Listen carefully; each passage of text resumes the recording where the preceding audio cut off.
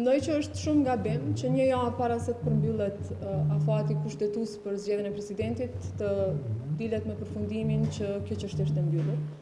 Për faktin se është dashur që gjithë kjo javë që kemi pasur para vetes të shfrytëzohet në drejtim të arritjes së një konsensusi për të zgjedhur presidentin apo presidenten e vendit me mandat 5 vjeçar. Vendit nuk I duhen zgjedhjet e jashtëzakonshme në Republikën e Kosovës. Unë kam thënë edhe dje që situata aktuale po ngjason me situatën e vitit kaluar, ku edhe përkundër faktit që kishte takime, nuk ishte vullnet, as minimumi I vullnetit për të dalur nga ngërçja apo bllokada e krijuar në vitin e kaluar. Prandaj është e rëndësishme që palët të reflektojnë, të kihet parasysh mesazhet që kanë dhënë qytetarët e Republikës së Kosovës në zgjedhjet e 28 dhjetorit, dhe kushdo që mendon që nëse shkojmë zgjedhje mund të ndryshojë diçka nga ky rezultat, mendoj që ka gabim. Për faktin se qytetarët e kanë dëshmuar që dinë t'i vlerësojnë situatat me të cilat përballemi dhe jemi përballur gjatë kësaj kohe dhe dinë të ndëshkojnë çdo që nuk ka reflektim dhe çdo që me veprimet e tyre e dëmtojnë interesin qytetarë dhe Republikën e Kosovës.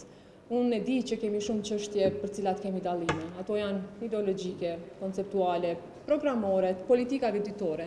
Por është e rëndësishme që të bëhemi bashkë, që ta zgjedhim presidentin apo presidenten. Unë sot e kësaj dite nuk e di se kush është emri I kandidatit të opozitës apo të PDK-s, të LDK-s për president.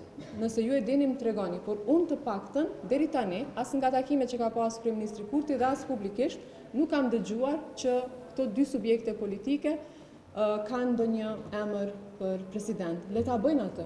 Le t'i propozojnë emrat e kandidatëve për president, pastaj I trajtojmë ato dhe flasim e vendosim për këtë.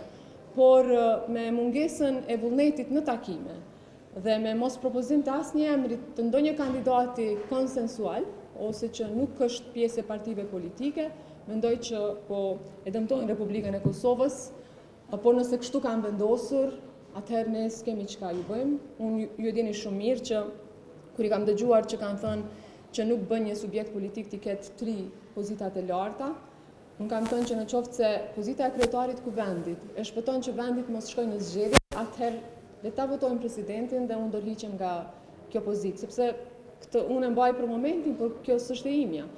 Prandaj nuk kam parë reflektim, nuk kam parë vullnet, por uroj që gjatë këtyre ditëve që I kemi para vetes të ketë një reflektim dhe të ketë një dakodim për çështjen e presidentit. Kurdo që do të ketë, natyrisht që kur do të ketë kërkesa për seancë, për vazhdimin e seancës për zgjedhjen e presidentit, unë do ta bëj atë. Faleminderit.